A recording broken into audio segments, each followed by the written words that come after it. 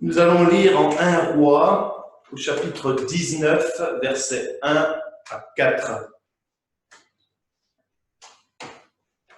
Alors ça se passe tout de suite après que Élie a massacré les prêtres qui adoraient Baal. Akab apporta à Jézabel tout ce qu'avait fait Élie et comment il avait tué par l'épée tous les prophètes. Jézabel envoya un messager à Élie pour lui dire « Que les dieux me traitent dans toute leur rigueur si demain à cette heure, je ne fais pas de ta vie ce que tu as fait de la vie de chacun d'eux. » Élie, voyant cela, se leva et s'en alla pour sauver sa vie. Il arriva à Beersheba, qui appartient à Juda, et il laissa son serviteur. Pour lui, il alla dans le désert où, après une journée de marche, il s'assit sous un genêt et demanda la mort, en disant « C'est assez. Maintenant, Éternel, prends mon âme, car je ne suis pas meilleur que mes pères. » Nous lirons aussi en Jérémie, au chapitre 15, versets 15 à 18. « Tu sais tout, ô Éternel. Souviens-toi de moi. Ne n'oublie pas. Venge-moi de mes persécuteurs. Ne m'enlève pas, tandis que tu te montres lent à la colère. Sache que je supporte l'opprobre à cause de toi. J'ai recueilli tes paroles et je les ai dévorées. Tes paroles ont fait la joie et l'allégresse de mon cœur, car ton nom est invoqué sur moi, Éternel, Dieu des armées. Je ne me suis point assis dans l'assemblée des moqueurs afin de m'y réjouir, mais à cause de ta puissance, je me suis assis solitaire, car tu me remplissais de fureur. Pourquoi ma souffrance est-elle continuelle? Pourquoi ma plaie est-elle douloureuse et ne veut-elle pas se guérir? Serais-tu pour moi comme une source trompeuse, comme une eau dont on n'est pas sûr? Ces deux textes nous racontent la vie de deux personnes très connues dans la Bible, qui sont Élie et Jérémie. Ces deux prophètes ont une grande foi et ils ont ce privilège de pouvoir être proches de Dieu, de vivre une communion privilégiée avec le Seigneur. Et pourtant, malgré tout cela, ces textes nous montrent que malgré toutes ces bénédictions, ils en ont marre de la vie et on pourrait même dire qu'ils sont en pleine dépression. Élie lui-même demande la mort. Quant à Jérémie, il a l'impression de souffrir à l'infini. Quelquefois en France, nous pouvons avoir cette illusion de croire que vivre avec Dieu sur cette terre, c'est vivre dans une vie en abondance, sans grandes épreuves. Et du coup, quand l'épreuve arrive, on peut être un peu déboussolé et croire injustement que l'on n'est plus dans la bonne voie. D'ailleurs, si on écoute la parole de Dieu en Luc 13, verset 4, déjà à cette époque, on croyait que quand un malheur arrivait, c'était Dieu qui nous punissait. Alors je lis, ces 18 personnes sur qui est tombée la tour de Siloé et qu'elle a tuées, croyez-vous qu'elle fut plus coupable que tous les autres habitants de Jérusalem? Non, je vous le dis, mais si vous ne vous repentez pas, vous périrez tous également. Soyons honnêtes, en France, nous avons vécu ces dernières années dans un pays où la persécution était très peu élevée et où les conditions de vie étaient très bonnes. Du coup, plusieurs chrétiens, merci Seigneur, ont pu vivre dans d'excellentes conditions. Il y a même des chrétiens qui ont pu bien prospérer. Je pense à M. Peugeot, qui était à la direction d'une grande entreprise de voitures. Et peut-être plus proche de chez nous, je pense à cette entreprise des Sarrets, qui était une entreprise mondiale de chaussures en plastique, si je ne me trompe pas. Dans la Bible, nous trouvons également des personnes telles que David, qui sont devenus prospères. Durant le règne de David, les croyants devaient sans doute vivre une vie agréable. Cela est encourageant de voir que dans l'histoire, il y a eu des périodes où les croyants pouvaient vivre des vies dans l'abondance. Mais malheureusement, si nous regardons la Bible, ces temps étaient plutôt rares. Aujourd'hui, il me semble, et j'espère que je me trompe, mais que nous allons vers des temps difficiles pour les chrétiens. La société devient de plus en plus dure envers ceux qui s'opposent à la pleine liberté de l'homme. L'homme est libre, l'homme a le droit de faire ce qu'il veut. Alors quand nous sommes chrétiens, nous sommes libres. Oui, car Dieu ne nous force pas à le suivre, on n'est pas enchaîné à Dieu, libre à nous de le quitter et libre à nous de revenir à lui. Nous sommes libres, nous gardons notre liberté. Mais en devenant chrétiens, nous renonçons volontairement à certaines pratiques. Et je vous lis en 1 Corinthiens, ne vous y trompez pas, ni les impudiques, ni les idolâtres, ni les adultères, ni les efféminés, ni les infâmes, ni les voleurs, ni les cupides, ni les ivrognes, ni les outrageux, ni les ravisseurs n'hériteront le royaume de Dieu. Quand nous décidons de suivre le Seigneur, nous renonçons à certaines pratiques. Notre société est d'accord avec certaines valeurs de la Bible, comme par exemple l'amour du prochain. Il n'y a aucun problème, la société nous suit. Mais elle en rejette d'autres de plus en plus. Et d'après ce que j'entends, elle commence à mettre des lois pour punir les personnes qui veulent pratiquer certaines valeurs de la Bible, que je ne citerai pas volontairement, et je pense qu'ils viendront dans votre tête spontanément. Il me semble que notre société française a commencé depuis plusieurs années une révolte ouverte contre Dieu. C'est-à-dire qu'on entendait aux informations qu'ils étaient heureux de blasphémer et que c'était l'un des privilèges de l'État français de pouvoir blasphémer. On le voit, il y a une révolte ouverte contre Dieu. Certains chrétiens commencent à être dans le collimateur de l'État français. Et face à cette hostilité grandissante de l'État français face à certaines valeurs de l'Écriture, les croyants ne réagissent pas tous de la même façon. Vous avez les croyants qui abandonnent leur foi pour vivre dans la mentalité du monde dans lequel nous vivons. Et cela n'a rien de nouveau. Si nous lisons le livre de Néhémie dans la Bible, nous pouvons voir que certaines personnes qui étaient restées après la déportation à Jérusalem commençaient à repratiquer l'idolâtrie qui était sur cette terre, l'idolâtrie des gens aussi qui sont venus sur cette terre. Et ils ont adoré de faux dieux. Vous avez les croyants qui, par amour pour ce monde, vont transformer la parole de Dieu pour la rendre compatible avec les mentalités de ce monde. Et ces gens ne sont pas des gens qui ne sont pas intelligents, bien au contraire, ce sont des intellectuels qui vont réussir par diverses manières logiques, et je dis bien logiques, à tordre le texte biblique. Ils vont réussir à en convaincre un grand nombre que la parole de Dieu, ce n'était pas ce qui avait marqué, mais que c'était autre chose, parce que si on regarde le contexte, etc., et bien finalement c'est autre chose. Et là aussi, il n'y a rien de nouveau. Si nous regardons dans l'Ancien Testament, lorsque le peuple est dans le désert et que Moïse monte sur la montagne pour écouter Dieu, ils se disent, tiens, on va faire un veau d'or, on va adorer le Seigneur, mais à travers ce veau d'or. Ils ont repris des pratiques qui étaient en Égypte pour adorer Dieu. Et la conséquence, nous le savons, ça a été la mort de plusieurs Hébreux. Maintenant, vous avez aussi les croyants qui préfèrent vivre leur foi dans leur coin sans faire de scandale. Et la Bible nous montre que quand il y avait des mauvais rois en Israël, il y avait toujours des familles qui continuaient à vivre leur foi dans leur coin sans faire de scandale.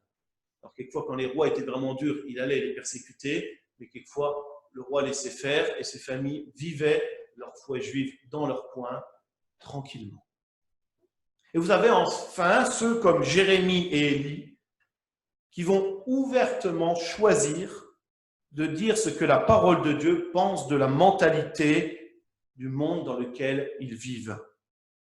Et ils vont encourager le peuple à renoncer aux choses mauvaises et à vivre avec Dieu, en communion avec Dieu. Et en prenant position, la Bible nous montre clairement qu'ils ont eu beaucoup d'hostilité. À un tel point que Élie demande la mort. Quant à Jérémie, il en a marre de vivre parce qu'il s'oppose à la volonté du roi et le roi va même l'envoyer en prison, il en a marre. Si nous cherchons la tranquillité dans nos vies, alors il y a une forte probabilité pour que nous nous détournions de la volonté de Dieu. Car dans la majorité des cas, alors heureusement, il arrive des cas, hein, merci Seigneur, on peut vivre sa foi tranquillement, mais dans la majorité des cas, vivre avec Dieu demande beaucoup d'efforts, et Jésus lui-même dira, si quelqu'un veut vivre après moi, qu'il renonce à lui-même, qu'il se charge de sa croix et qu'il me suive. Ce n'est pas cette petite croix dorée qu'on met autour du cou qui parle, c'est vraiment cet engin de torture que l'Empire romain avait fait. Depuis le péché d'Adam et Ève, le monde est en rébellion contre Dieu et il s'oppose à ses serviteurs. Dès le début du christianisme, les disciples de Jésus ont été persécutés. Et voici ce que j'ai trouvé sur infochrétien.com. Pierre a évangélisé Rome. Il est mort crucifié, la tête en bas à sa demande, car il se sentait indigne de mourir comme le Christ. Jacques, fils d'Alphée, était le chef de l'église de Jérusalem. Il a été jeté du promontoire sud-ouest du temple, haut de 30 mètres. Il a survécu et il a été battu à mort avec des bâtons par ses ennemis. André est mort crucifié après avoir évangélisé autour de la mer morte. Jacques, fils de Zébédée, a évangélisé l'Espagne. Il est le premier apôtre à mourir en martyr, décapité à Jérusalem. Philippe a évangélisé l'Asie mineure. Il est mort lapidé et crucifié la tête en bas en Phrygie. Barthélemy a évangélisé l'Arabie et la Mésopotamie. Il a été flagellé, écorché vif, crucifié, puis décapité. Thomas a évangélisé l'Inde et formé une première communauté chrétienne à laquelle appartenaient des personnes de la famille royale. Il y est mort, transpercé par une lance. Matthieu a évangélisé l'Éthiopie. Il est mort, tué par l'épée. Jude Thaddée a évangélisé la Perse, la Mésopotamie et d'autres pays arabes. Il aurait subi le martyre en Perse. Simon le Zélote a évangélisé la Perse, l'Égypte et les Berbères. Il a été découpé à la scie. Jean est le seul qui est mort de vieillesse. Il a pourtant connu le martyre par immersion dans un bain d'huile bouillant à Rome. Condamné aux mines à Patmos, où il rédigea l'Apocalypse, il est mort de vieillesse dans l'actuelle Turquie. Donc, quand j'ai lu tout ça, moi j'ai eu les larmes qui sont venues aux yeux. Je dis, Seigneur, épargne-moi tout ça. Mais ce sont les apôtres. Ce sont ceux que Jésus, il a été près d'eux, il les a aimés. Et pourtant, ils n'ont pas été épargnés. Et voici ce que nous dit Matthieu au chapitre 10, verset 22. « Vous serez haïs de tous à cause de mon nom, mais celui qui persévérera jusqu'à la fin sera sauvé. » Si nous ne sommes pas ancrés en Dieu, il nous sera difficile de rester fidèles à la parole de Dieu. Je pense que vous avez déjà tous fait cette expérience de mettre votre main en dehors de la voiture quand celle-ci est en marche. Au moment où vous mettez la main, vous sentez une pression qui pousse votre main en dehors, au loin, quoi. Et lorsque vous remettez votre main, la force s'arrête et vous n'avez plus aucune contrainte au niveau de la main. Une deuxième expérience que vous avez peut-être expérimenté, c'est d'oublier quelque chose sur le toit de votre voiture. Mon frère avait oublié son portefeuille. Au bout d'un moment, vous démarrez, le portefeuille, il s'envole. Au camp dernier des scouts, on avait donné des feuilles à un responsable, il les a oubliées sur la voiture. Ça a été le feu d'artifice de feuilles qui a volé dans de toutes parts. Pourtant, si vous mettez le portefeuille et les feuilles dans votre voiture, elles ne vont pas bouger d'un millimètre. Sauf s'il y a des bosses, mais vous comprenez l'exemple. Si nous sommes ancrés en Dieu, notre foi va être protégée par le Seigneur, comme une voiture. Il va nous protéger. Par contre, si nous ne sommes pas ancrés en Dieu, notre foi risque de voler en éclats. Ce qui fait la force de notre foi, ce n'est pas nous, c'est le Christ, c'est Dieu. C'est lui qui veille sur nous, c'est lui qui veille sur notre foi.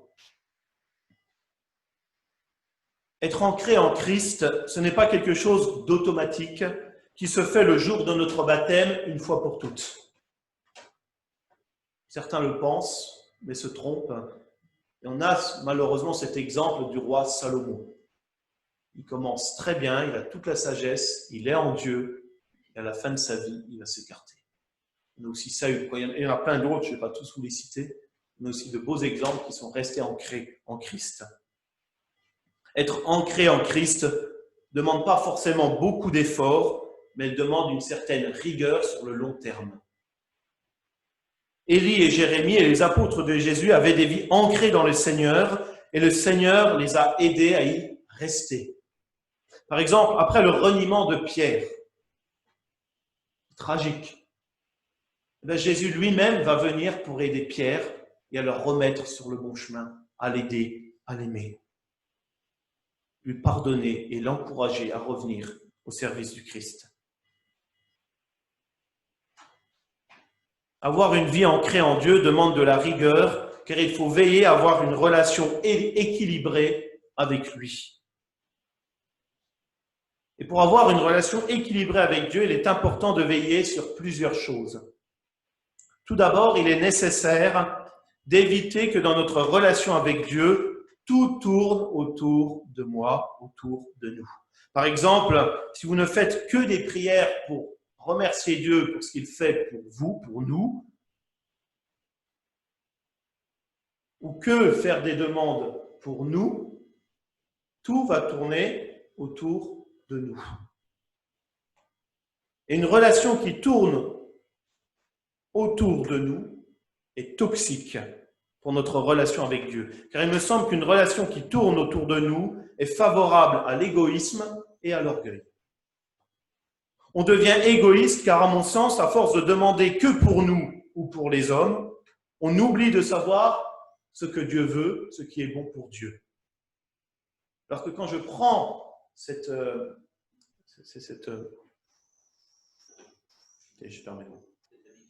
habitude, merci Patrick, quand je prends cette habitude de dire merci à Dieu pour qui il est, et bien là, je détourne la relation pour le remettre vers Dieu et tout ne tourne plus autour de mon nombril, ou de notre nombril. Je parle de moi, mais vous avez compris que c'est pour tous.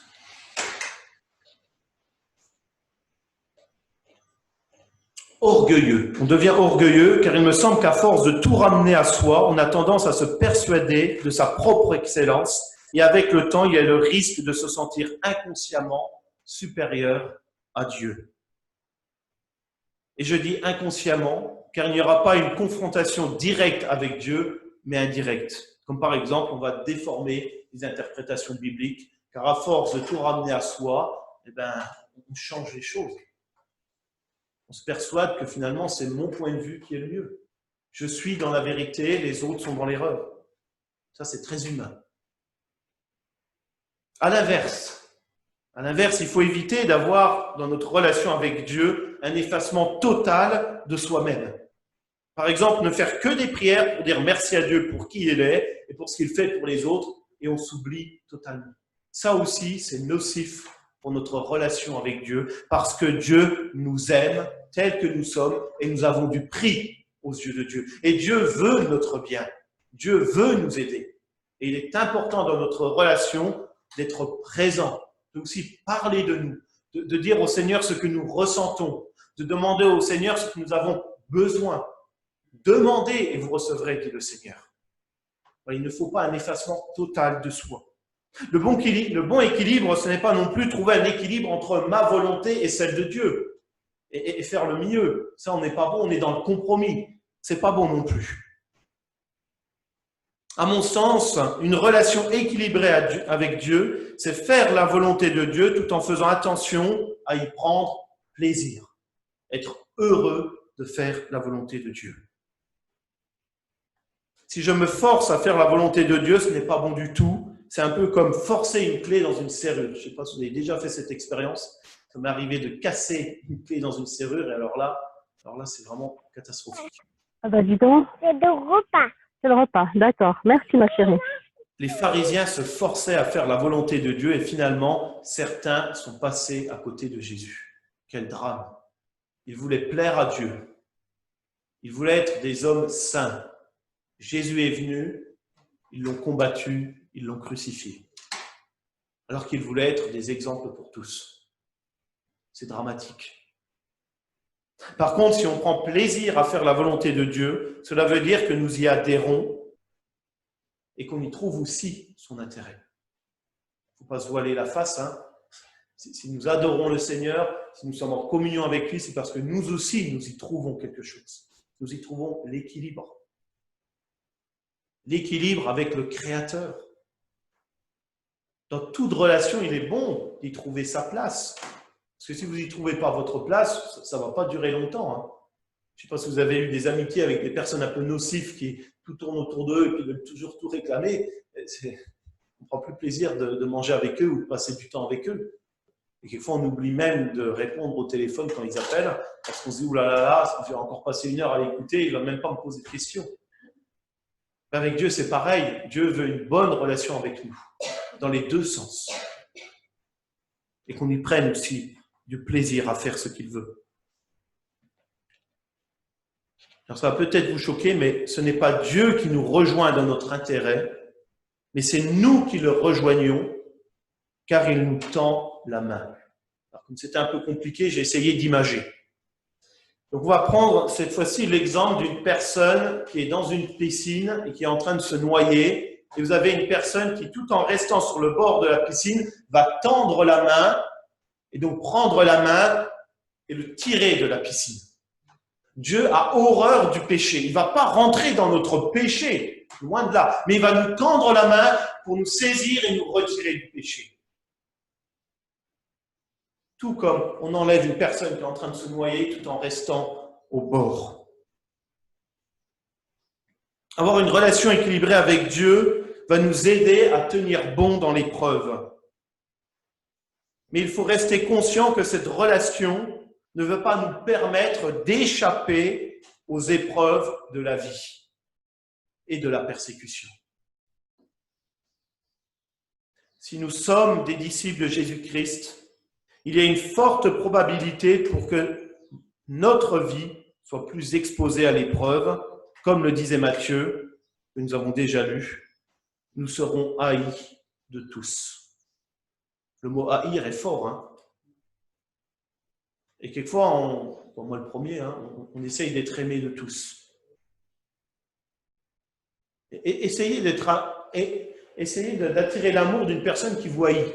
J'ai déjà essayé, c'est voué à l'échec. Hein. Tant que la personne vous haït, vous ne pourrez pas avoir cet amour. Au début de mon ministère, je cherchais à plaire à tout le monde. Je faisais en sorte d'éviter les épreuves que je pouvais éviter, parce qu'il y en a qu'on peut éviter. Pour cela, il faut éviter les sujets qui fâchent. Dès que vous êtes en désaccord avec quelqu'un, vous ne dites plus rien. Quand vous voyez que quelqu'un vit dans le péché et qu'il n'a pas envie que vous lui disiez, vous fermez les yeux. Fuir l'épreuve, c'est possible. C'est facile. Quelquefois, hein, je parle de ce que c'est possible. Mais ce n'est pas sans conséquence. On peut échapper à certaines épreuves, mais ce n'est pas sans conséquence. À force de fuir les épreuves, notre relation avec Dieu est affaiblie. L'épreuve, c'est dur, mais par l'épreuve, Dieu fortifie notre foi et donc notre relation avec lui. Je pense que personne n'a envie des épreuves, car même si le Seigneur est avec nous, même s'il est à côté de nous, nous ne sommes pas insensibles à la douleur. J'ai perdu mon père, même si le Seigneur est à côté de moi, j'ai pleuré et je pleure encore. Mais quelquefois, il faut savoir souffrir pour faire partir la vraie douleur. Alors là, je prends l'exemple de mes dents de sagesse. Je ne sais pas s'il y en a qui ont vécu cette expérience. Vos dents de sagesse qui poussent et vous avez mal. Vous avez mal, c'est terrible. Puis ça part, puis après ça revient, vous avez mal. Et là, on vous dit, on va vous opérer, on va vous enlever les 4 dents de sagesse. J'ai jamais autant souffert que quand on m'a arraché les 4 dents de sagesse. J'avais du sang qui partait de la bouche de partout, j'avais mal pendant 1-2 semaines, c'était la catastrophe. Et après, plus de douleur. J'avais plus mal. Ah, quel soulagement. On est tous d'accord, les mal de dents, je crois que c'est ce qu'il y a de pire. Voilà. Et bien, ce mal était nécessaire pour qu'il n'y ait plus les autres mal. Quelquefois, il y a des conflits qui sont nécessaires pour faire grandir les autres. Élie est rentré en conflit avec la femme du roi, avec Jézabel. Et cela était nécessaire pour que d'autres puissent se tourner vers Dieu. Jérémie, lui c'est encore pire, il est rentré en conflit avec le roi lui-même. Et ça a permis à beaucoup de trouver le Seigneur. Ces conflits étaient nécessaires. C'est dur, hein, mais c'était nécessaire. Jérémie et Élie ont dit des paroles dures contre certaines personnes, et ces paroles étaient nécessaires car elles venaient de Dieu et non d'eux-mêmes. Cependant, faisons attention de ne pas nous servir de la parole de Dieu pour satisfaire nos besoins personnels. Et oui, malheureusement, ça arrive. Quelquefois, il y a des personnes qui utilisent le texte biblique pour arriver à des fins personnelles, et là, c'est très grave. N'utilisons pas la Bible en vain.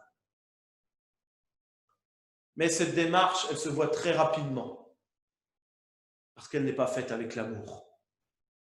Quand ça vient de Dieu, l'amour est là. Mais si dans votre cœur, vous avez la conviction de faire quelque chose pour Dieu, et que cette conviction reste après plusieurs jours de prière, et que dans votre lecture quotidienne de la Bible, vous êtes encouragé à le faire, alors faites-le avec amour et ne soyez pas surpris si vous rencontrez de l'hostilité à la parole de Dieu. Si vous avez l'impression que l'épreuve est trop dure pour vous, alors faites comme Élie et Jérémie, parlez à Dieu de votre douleur et soyez convaincus qu'il viendra à votre secours. Vous avez le droit, et c'est même nécessaire, de dire à Dieu votre douleur quand elle est là. Même Jérémie, il va loin, Jérémie. Il dit au Seigneur, est-ce que tu ne serais pas une source trompeuse? Il ne dit pas que tu es une source trompeuse, mais il même pas interrogation. Nous aussi, on peut poser des questions au Seigneur. Quand on a la douleur, une vraie relation, c'est ça. Si vous avez une vraie relation avec un vrai ami, quand vous allez mal, vous pouvez lui parler, vous pouvez lui dire votre douleur. Il va vous aider. Et bien avec Dieu, c'est pareil, c'est même mieux. Et je vais vous lire à chaque fois la fin des passages que je vous avais lus. Donc retournons auprès de Élie. Donc en 1 Roi 19, versets 5 à 8. Il se coucha et s'endormit sous un genêt, et voici un ange le toucha et lui dit, lève-toi, mange. Il regardait, il y avait à son chevet un gâteau cuit sur des pierres chauffées et une cruche d'eau. Il mangea et but, puis se coucha. L'ange de l'Éternel vint une seconde fois, le toucha et dit, lève-toi, mange, car le chemin est trop long pour toi. Il se leva, mangea et but, et avec la force qui lui donna cette nourriture, il marcha 40 jours et 40 nuits jusqu'à la montagne de Dieu à Horeb. C'est fantastique. Dieu vient prendre soin d'Élie. Élie lui dit cette souffrance, et Dieu est là. Il prend soin même au niveau pratique, avec la nourriture et l'eau. Quant à Jérémie 15, versets 19 à 21, c'est pourquoi ainsi parle l'Éternel, si tu te rattaches à moi, je te répondrai, et tu te tiendras devant moi. Si tu sépares ce qui est précieux de ce qui est vil, tu seras comme ma bouche. C'est à eux de revenir à moi, mais ce n'est pas à toi de retourner vers eux. Je te rendrai pour ce peuple comme une forte muraille d'airain. Ils te feront la guerre, mais ils ne te vaincront pas, car je suis avec toi pour te sauver et te délivrer, dit l'Éternel. Je te délivrerai de la main des méchants, je te sauverai de la main des violents. C'est magnifique. Si nous faisons attention à bien entretenir une bonne relation avec Dieu, alors le Seigneur sera toujours là pour nous aider et nous relever dans les moments difficiles. C'est cette relation avec Dieu qui va nous aider, qui va nous porter. Et c'est fantastique de le vivre. Lorsque Jésus est venu sur terre, il n'a pas cherché à fuir l'épreuve. Et ça, nous le savons. Dès le début, il savait sa fin. Consciemment, il s'est dirigé vers la croix, qui à l'époque, je le répète, était l'une des pires tortures imaginées par l'être humain. Tout était calculé pour faire souffrir. Et ça pouvait durer des semaines. Et Jésus l'a fait, car il savait que cela était nécessaire pour le salut des hommes et donc pour le salut de chacun d'entre nous. Jésus a souffert sur la croix. Mais la Bible nous dit que Dieu a abrégé ses souffrances rapidement. Ça peut vous choquer, mais il n'est pas resté sur la croix une semaine ni un mois. C'est assez rapidement.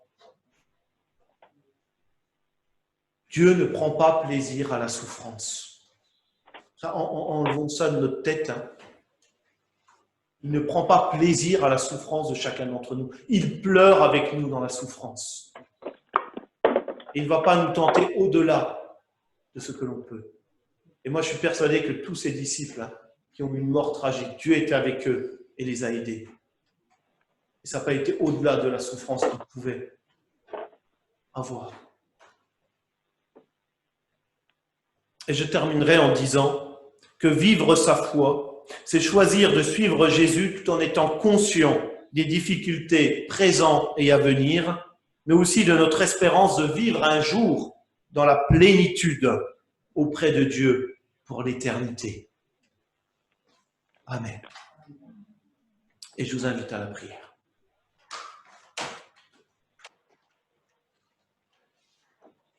Seigneur, nous te bénissons. Nous te disons merci parce que tu es un Dieu d'amour, parce que tu nous aimes. Seigneur, nous sommes conscients que te suivre peut engendrer des difficultés, peut engendrer des souffrances. Mais tu es avec nous et tu nous portes et tu nous fortifies. Et en toi, Seigneur, est notre vrai bonheur. Gloire à toi, Seigneur, parce que jour après jour, tu marches à côté de nous et tu nous portes dans l'épreuve. Amen.